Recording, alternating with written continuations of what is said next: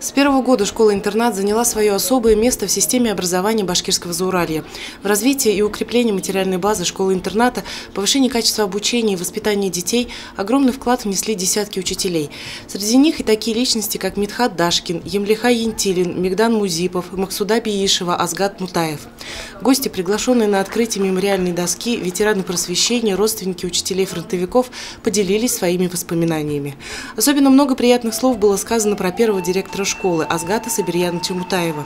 В памяти своих современников он остался как прекрасный организатор, душа всех ребячих дел, педагог по призванию, собравший в интернате плеяду ярких преподавателей. Вот сейчас даже многие выпускники, с кем встречаемся, когда я называю фамилию Мутаев Асгат Сабирович, многие выпускники школы-интерната вспоминают о нем очень тепло, очень он к ним относился с трогательной, с отеческой заботой, вот, с любовью. Там же в интернате работала моя мама библиотекарем.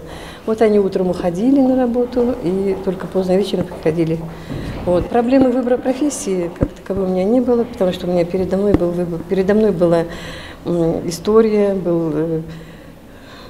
родители были педагогами, поэтому я стала педагогом. В мероприятии также приняли участие представители региональной газеты «Атайсал». Они поздравили ветеранов с Днем Победы и вручили им памятные подарки и полугодовую подписку на газету.